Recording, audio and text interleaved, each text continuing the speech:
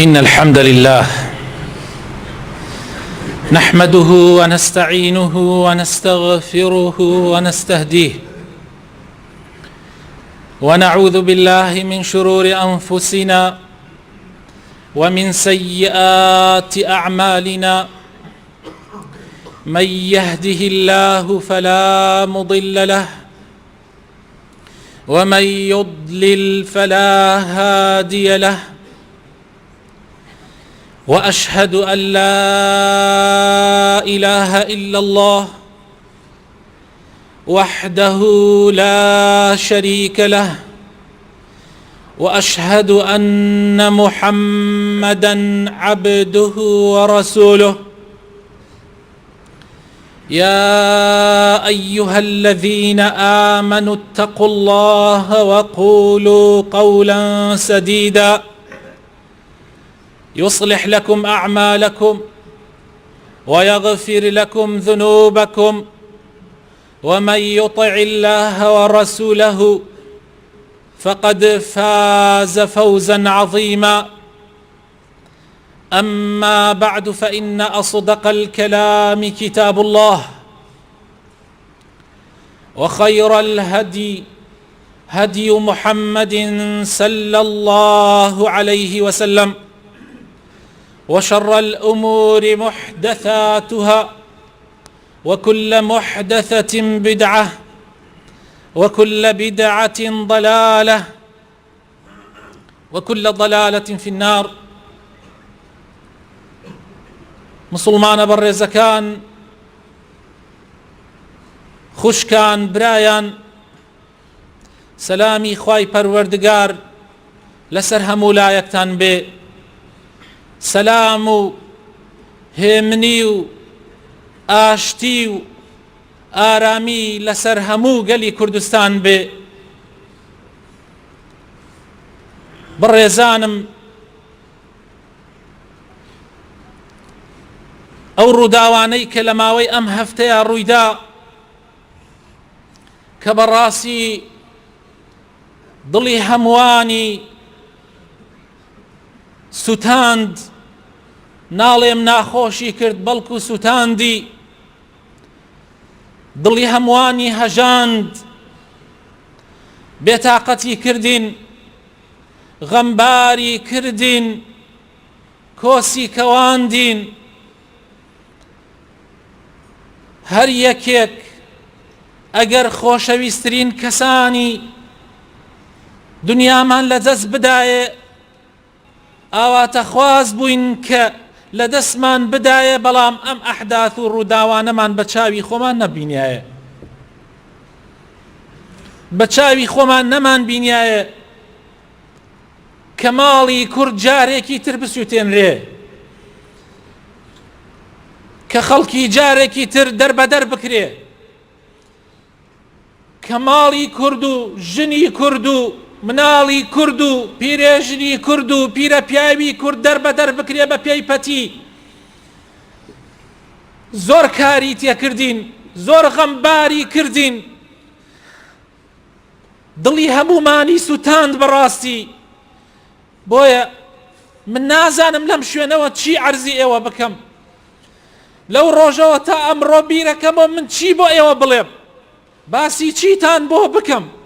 باسی کارەساتێکی جارێکی تری هەفتا و چوارتان بۆ بکەمەوە، باسی ئەو وەزع و زروفەتان بۆ بکەمەوە کە باو با پیرانمان باسییان نەکرد، باسی نەوەت و یەکێکی ترتان بۆ بکەمەوە. باسی چیتان بۆ بکەم، نازانم بڵێم چی. خۆشەویستانم، ئازیزەکانم، زۆر دڵمان زامارە، زۆر خەفەتبارین. خۆزگا و خۆزگا من چەند جار عەرزم کردن لەو ڕۆژەوە لە چەندین مناسەبەیە، وتم خۆزگایە کەسێک، هەر کەسێک لە ئێمە، من خۆم بۆ خۆم لە خۆمەوە ئەڵێم، مناڵێکی شیرین، ڕۆڵەیەکی شیرینمان لە دەست بدایە، بەس ئاوا جارێکی تر ئەم زروفەمان بە چاوی خۆمان نەبینایە، نەمان بینایە جارێکی تر ئاڵاکەمان ژێرپێ بخریایە، ژێرپێی کەسانێک کە کەس حەسابی بۆیان نەئەکرد.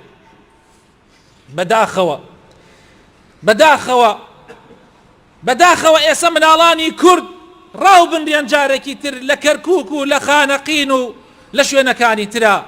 بەداخەوە جارێکی تر برایانی دووس خوڕماتومان دەربەدەر بکرێن و ئاوا شار بەدەر بکرێن لە کاتێکا کە هیچیان لەگەڵ خۆیانە نەهاوردووە زیاد لە 50% ماڵەکانیان سووتێنراوە دوکانەکانیان سووتێنراوە هەتکی عەرز و ناموسی کچی کورد کراوە لە ڕاستیە ئەمە داخەکەی و خەفەتەکەی زۆر زۆرە لەسەر دڵی هەر یەکێک لە ئێمە ئەوەی کە من حەزەکەم عەرزتانی بکەم 4 قاعیدەی قورئانی حەزەکەم بگەڕێنەوە بۆ سەر قورئان بۆ سەر قورئان بزانم قورئان چیمان پێ ئەفەرمێ چی بکەین چۆن معاملە بکەین ئەبێ لە ئێسەوە دوا بەرنامەمان جیاواز بێ لەگەڵ پێشی ئەم وەزعە بەڕاستی پێداچوونەوەیەکی زۆر گرنگ ئەبێ بکەین لە ژیانمانە من لە خۆمەوە دەستی پێەکەم پاشان لە ئێوەی بەڕێزەوە پاشان لە هەموو گەلی کوردستانەوە ئەبێ جارێکی تر حەساباتی تر بۆ خۆمان بکەین من 4 قاعدەتان عەرز دەکەم 4 یاسای قورئانی ناڵێم ئاڵتوونی چون قورئان لە ئاڵتوون زۆر بەنرخترە 4 یاسای قورئانیتان عەرز دەکەم ئەیدەم بەگوێی بەڕێستانە و پاشان معناکەی واتاکەی زۆری بۆ خۆتان ئێڵمەوە یەکەم خوای تعالی لە قورئانی پیرۆزە لە سوورەتی بەقەرە لە ئاەتی 120 ئەفەرمێ ولن ترضى عنك اليهود ولا النصارى حتى تتبع ملتهم قل إن هدى الله هو الهدى ولئن اتبعت أهواءهم بعد الذي جاءك من العلم ما لك من الله من ولي ولا نصير قسەی کەسێک لە ئێمە نییە قسەی خوای پەروەردگاری خالقی ئەرز و ئاسمانەکانە و بەدیهێنەری ئەرز و ئاسمانەکانە و دروستکەری یەکەیەکە لە مرۆڤەکان خۆی ئەزانێ هەر مرۆڤێک چی لە ناخیایەتی خوای تعالی ئەفەرمێ و ئیتر هەر کەسێشتی تر بڵێ ڕاست ناکا چوو خوا ئەزانێ چی باشە و چی خراپە خوای تعالی ئەفەرمێ بەڕاستی هەرگیز ئەی محەممەد نە تۆ و نە ئوممەتەکەت هەرگیز نە جوولەکە لێتان ڕازی ئەبێ نە گاوریش لێتان ڕازی ئەبێ حەتا شوێنیان نەکەون لێتان ڕازی نابن حەتا شوێنیان نەکەون وە شوێنیانیش بکەون قوربەسەریە بڵێ هیدایەتی خوا و ڕێنمایی خوا و ڕێگای خوا ڕێگای ڕاستەقینەیە شوێنی هەوا و ئارەزووی جوولەکە و گاورەکان بکەوی دوای ئەوەی کە خوای تعالی علمی پێدای و قورئانی بۆ ناردیت و شارەزایی کردی لە دینی ئیسلام ئیتر ئەو کاتە نەخوا یارمەتی دەرتە و نەوەلیتە و نەنەسیرتە و نەسەرخەرتە و نەپشتیوانت و بە چاوی خۆمان بینیمان بە چاوی خۆمان بینیمان کە درۆیان کرد دەگەڵمانە ڕۆڵەکانی ئێمەیان لە بەرامبەر ئەم و ئەو دابەکوشت پاشان حەسابی چوکوڵێکیان بۆ نەکردین قیمەتیان بۆ دا نەناین هەر ئەوەنە بەکارمانیان هێنا پاشان وەکو کلنسێ چۆن ئینسان شتێکی پیسی لوتی خۆی پێ ئەسڕێ و پاشان فڕێدا ئاوا فڕەمانیاندا درۆیان لەگەڵا کردین براینە درۆیان لەگەڵا کردین براینە درۆیان لەگەڵا کردین براینە واللهی درۆیان لەگەڵا کردین خوا ڕاستی فەرموو مەسئولەکانمان ڕاستیان نەکرد دوو خوای تعالی لە سوورەتی حجوراتە لە ئاەتی 13 ئەفەرمێ يا أيها الناس إنا خلقناكم من ذكر وأنثى وجعلناكم شعوبا وقبائل لتعارفوا إن أكرمكم عند الله أتقاكم خواهي تعالى أفرمي أي خلقين بالرؤكات همو مروفايتي همو خلقي خواهي تعالى أفرمي خەڵکینە ئێمە ئێوەمان دروست کردووە و بەدیمیان هێناون لە نێرێک و لە مێیە کە ئادەم و حەوایە پاشان کردمان بەگەل و نەتەوە و عەشیرەت و بنەماڵە و بەو شێوە بەرفراوانە لەسەر زەویە ئەژێن تەنها و تەنها لەبەر خاتر ئەوەی کەوا یەکتری بناسن و ڕێز لە یەکتری بگرن و بەزەیتان بە یەکتریا بێتەوە باشترین کەسەکانتان ئەوانن کەوا زیاتر خۆپارێزن زیاتر فەرمانەکانی خوا جێبەجێ ئەکەن زیاتر لە خزمەتی خەڵکی خوان تەماشای ئەم ئاەتەکە و تەماشای ناڵێم عەرەب لەبەر ئەوەی ئەم برا بە ڕێزانە هەنێکیان عەرەبن لە عێراقە تەماشای دەسڵات دارانی عەرەب بکە تەماشای زۆرێک لە عەرەب بکە ئێستا چەندێک ئەم قورئانە کە بە زمانی ئەوان دابەزی چەندێک وان من پرسیارتان لێکم چەندێک وان ئێمە مرۆڤ نیمان ئێمە بەشەر نیمان بۆ قەتەرەکەتان کە ئەوەنەی کەلارە دەوڵەتە بۆ بەحرێن دەوڵەتە بۆ هەموو ئیمارەیەکی بچووکتان دەوڵەتە بۆ 25 ئاڵاتان هەیە بۆ فەلەستین و غەزە ئەوەنەی ئێمە ناوێت دەوڵەتە و دیفاعی لێەکەن و قسەی بۆ ئەکەن بۆ کورد 40 ملیۆن نفوسە بۆی نەبێ هەرێمێکی بێتە مناڵەکانی بە ئیسراحەتیایە بژێن بۆی نەبێت بۆ تۆ دەوڵەتت هەبێ بۆ منی کورد دەوڵەتم نەبێ هەموو دەورە بەراکەمان گشتیان درۆیان کرد لەگەڵمانە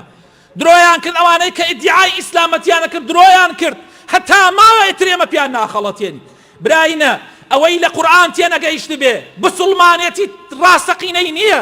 ئەوە قورئانە ئەفەرمێ فەرقی بەینی عەرەب و عەجەمی نییە پێغەمبەری خوا صلی الله عليه وسلم چووە سەر منبەر و فەرمووی مسلمانان لا فرق بين عربي ولا أعجمي إلا بالتقوى کوا ئەو عەرەبەی کە ئیدعای شوێن کەوتووی پێغەمبەرەکەن کوان لەکوێن ئیتر نابێ کورد بخەڵەتێ بەم قسە لوسانە هەموویان دەوڵەتیان هەیە هەموویان شانازی بە دەوڵەتی خۆیان وەکەن تورکیا لەگەڵ گردنی کەرکووکە طبعا مؤامەرەی دنیای لە ئێمە کرد لەگەڵ گردنی کەرکووکە ئەڵێ کەرکووک زۆرینەی تورکمانە و ئەبێ جارێکی تر دیموگرافی تورکیا کەرکووک بگۆڕێتەوە دیتانە براینە ئەمە ئەو کابرا بوو کە ئیدعای ئیسلامیە کرد ئەمە ئەوە بووە دیفاعی لە غەزە کرد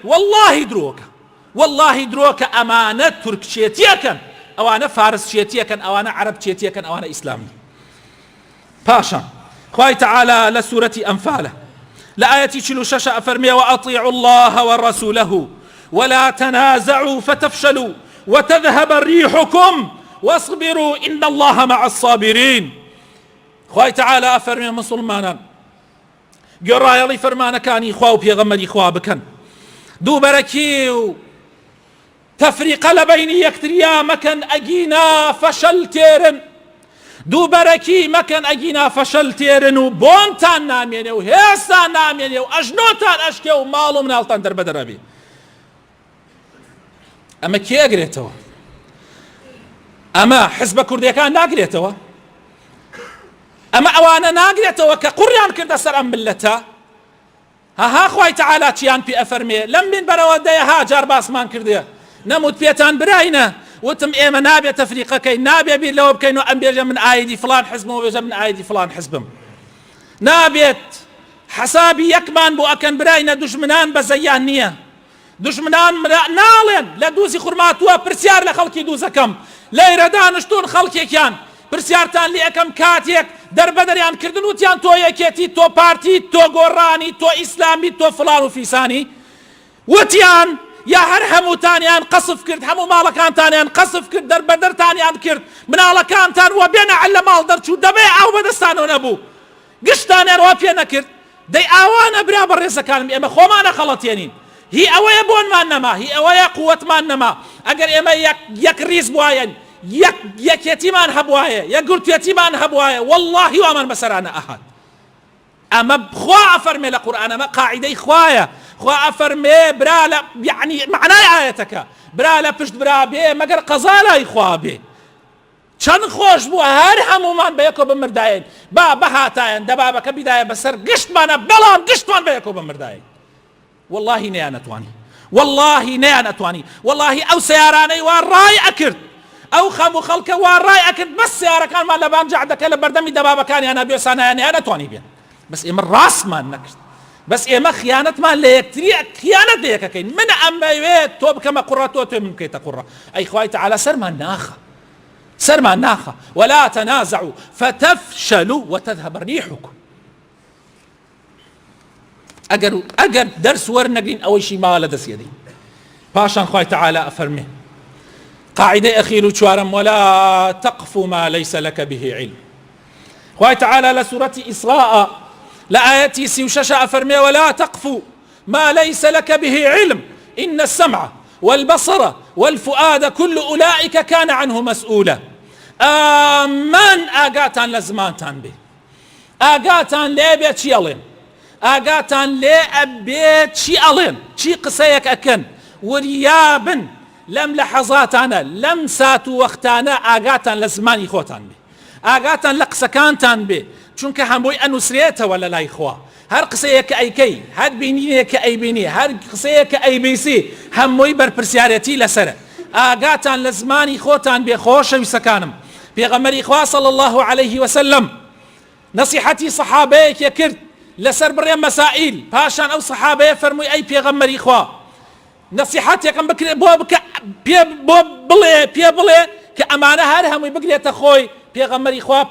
دوو پەنجەی خۆی زمانی گرد و فەرمووی ئەمە بگرە ئەمە. فەرمووی ئەی پێغەمبەری خوا بۆ لەسەر وتن و قسەکانیشمان محاسبە ئەکرێن. فەرمووی بەڵێ، فەرمووی بەڵێ ئەو خەڵکەی کە زۆربەی لەسەر سەر ئەخرێنە ئاگری جەهەنەمەوە هەمووی بەهۆی زمانیانەوە.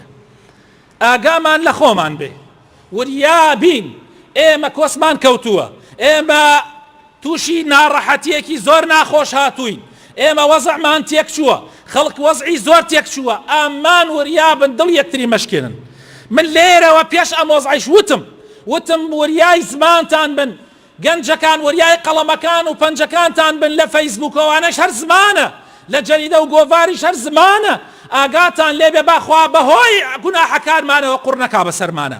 چونکە بەهۆی گوناحەکانی خۆمانەوە تیاچین. ئەمان ئێسەیش ئەڵێم دووبارێ ئەەکەمەوە با زیاتریمان لێ نەقەومێ. وریای زمانتان بن، وریای پەنجەکانتان بن، لەسەر یەکتری مەنووسن، قسە بە یەکتری مەکەن. ئەم ئەڵێ ئەمە گشتی هەر کەسێ زەلام وا هەیە دیندارە ئەهلی مزگەوتە، ئەڵێ هەر کەسێ بۆ ریفراندۆم و توێتی بەڵێ ئەوە بەشدارە لەم هەموو تاوانای کە ئیکات. وایە یعنی من ئەگەر بڵێم بەڵێ ئەمەوێ دەوڵەتم هەبێ، یعنی ئەمە وایە. تو ئەگەر بڵێ سیاسیەکان ئەمە شتێکیان ها لە ژێرسەرە ئەو مەوزوعێکی ترە، بەڵام منی کورد کە ئەگەر چی من خۆم وام نەوتووە بەڵام مەبەستم ئەگەر بڵێم بەڵێ ئەمە کەی معنای ئەوەیە، من ئەڵێم بەڵێ پێویستم بە ڕزگاری هەیە، بەڵێ نامەوێت کیمیا باران بکرێم، بەڵێ نامەوێت ئەنفال بکرێم، بەڵێ نامەوێت جارێکی تر خەڵکی کوردستان دەربەدەر بێ، بەڵێ ئەوانێ واوایان وتووە بۆ ئەوە وتویانە، ئەوە بۆ تاوان بارە لەمە و ئەوانەی پێ عەکسەکەشی ئەڵێ ئەوەی وتێتی نەخێر ئاوایە، ئەوەی کە ئەڵێ نەخێر سقەی بە بڕێک سیاسی ئەم وڵاتە نییە. ئیتر ئێمە بۆ قسە بکەین، بۆ لە یەکتری بخوێنین، کاکە گشتمان بال لەم وەزعە دوعای خێر بکەین، بڕۆینە هانای کەسەکانمانەوە کە لیان قەوماوە، بڕۆینە دەمیانەوە کە لیان قەوماوە، واز بێرن لە هاتووت و قسەی ئەو باسکەنەوە. زۆر کاتی خۆتان دوای بە دیاری ڕاگەیاندنەکانەوە مەکوژن، ئەو ڕاگەیاندنانە بەڕاستی زۆربەیان شەڕی نەفسی لەگەڵ یەکتریە ئەکەن. بۆ ئێمە بڕۆینە ئەو بینەوە ئێمەش بووین بەشدار بین لەوە. بۆیە ئاگامان لە زمانمان بێ، زمان مەسئلەیەکی زۆر خەتەرە. پرسیاریان لە پێغەمبەر کرد لە کاتی فیتنەیە وەکو ئێستا چی بکەی باشە؟ ئەی پێغەمبەری خوا صلی الله عليه وسلم فەرمووی ئەمسک عەلەیکە لیسانک. ئەم قسانە قسەی من نییە براینە، ئەمسک عەلەیکە لیسانک، زمانت بگرە. وليسعك بيتك وابكي على خطيئتك. زۆر کاتەکان ئینسان لە ماڵی خۆیان بمێنێتەوە، زۆر کاتەکان ئینسان تەدەخولی ئیشی خەڵکتر نەکا. زۆر جار زمانت بگرە و پاشان لە ماڵی خۆتا زۆربەی کاتەکان یعنی کاتی بەلاشت بەملاو بەولایە مەکوژە. معنای قسەکە وایە، معنای حەدیثەکە وایە، پاشان بۆ گوناحی خۆت بگری. ئێمە هەر یەکێ باسی گوناحەکانی خۆمان بکەین، تاوانەکانی خۆمان بکەین، باسی تاوانی خەڵکی تر نەکەین، زۆربەی کێشەکانمان حەل ئەبێ. ئیسا ئەگەر یەکێ بڵێ مامۆسا ئەی ئەوە نییە پێغەمبەر ئەفەرمێ صلی الله عليه وسلم باشترین جیهاد ئەوەیە کە ئینسان قسەی حەق بەرامبەر بە زاڵمێ بکە؟ أفضل الجهاد كلمة حق عند سلطان جائر. هەندێک کەس لەوانەیە ئیسا لەگەڵ ئەم قسەی منە کە من ئەڵێم زمانت بگرە و لە ماڵا دانشە و پاشان بۆ گوناحەکانی خۆت بگری، لەوانەیە یەکێک بێ ئەوە بڵێ. من ئەڵێم کاکە حەدیثەکە زۆر وازحە، پێغەمبەر ئەفەرمێ قسەی حەق لە بەرامبەر زاڵم. من لێرە دانیشتم لە بەرامبەر برایەکی خۆم و ئامۆزایەکی خۆم و خزمەکەی خۆم قسە ئەکەم، خۆوە زاڵمەکە نییە. زاڵمەکە ئەوەتانی ئەگەر ئازای بڕۆ بۆ لای پێی بڵێ بۆ وات پێکردم، بڕۆ بەردەمی پێی بڵێ بۆ وات پێکردین بۆ لەبەردەم خۆیە ئیتر لە ناو یەکا بە ئێمە لەگەڵ یەکا تەبابین لەگەڵ یەکا برابین خۆشەویستی و برایەتی بڵاوکەینەوە با بڕۆینە دەمی یەکتریەوە ئینشاءالله ئەم زروفە سەختە بەڵام ئەگوزرێ زەمانەیەک دێ کەس نازانێتیش خێر لە چیایە کەس نازانێ زۆر ناڕەحەتین زۆر غەمبارین بەڵام لەوانەیە خێرە گەورەی تیابێ ساڵی 91 هەموومان وامان نەزانی هەموو شتێتەوە بوو بەڵام بوو بە خێرە بۆ ملەتەکەمان ئینشاءالله ئەبێتە مایەی خێر داواکارم خوای گەورە هیدایەتمان بدا خوای گەورە ڕەحم بە هەموو لایەکمان بکە بەزەی بە حاڵمان ئابێتەوە یا ڕەبی خوایە بۆ خاتر ناوە جوانەکانی خۆت ڕەحم بە ئاوارەکانمان بکەی یا ڕەبی خوایە سەبوریان پێ بدەی یا ڕەبی خوایە ئەوەی کەوا کوڕی شەهید بووە یا ڕەبی خوایە بە پلەی شەهادەتی لە بەهەشتا پێ ببەخشی یا ڕەبی خوایە ئەوەی زاماری هەیە زامارەکانی زوو شیفا بدەی یا ڕەبی خوایە ئەوەی گیراوی هەیە گیراوەکانی دەرباز بکەی یا ڕەبی ئەوەی کە سوکاری سجنە خوایە ڕەحمی پێ بکەیت و بەزەیت پێ بێتەوە یا ڕەبی خوایە ئەوەی نەدارە خوایە ڕەحمی پێ بکەی یا ڕەبی ئەوەی هاوە دەمی خەڵکەوە خوایە ڕەحمی پێ بکەی یا ڕەبی ئەوەی ئەچێتە دەمی ئاوارەکانەوە بەزەی پیانە بێتەوە یا ڕەبی خوایە بچتە دەمیەوە بچێتە دەمی ماڵ و مناڵێەوە دەربەدەری نەکەی یا ڕەب العالەمین یا ڕەبی خوایە تەبایی و برایەتی بخێتە نێوان هەموو چین و تایفەکانی گەلەکەمانەوە یا ڕەبی خوایە ئیتر لەمە خراپترمان بەسەرانەیە داوات لێ ئەەکەین خوایە هەر کەسێ هەر دوژمنە تەماحی وڵاتی ئێمە هەیە سەر شۆڕی کەی یا ڕەبی خوایە زەلیلی بکەی یا ڕەبی خوایە وای پێ بکەی بە دەردی خۆیەوە ئەوەنە مەشغوڵی کە ئێمەی لەبیر ببەیتەوە ئامین ئامین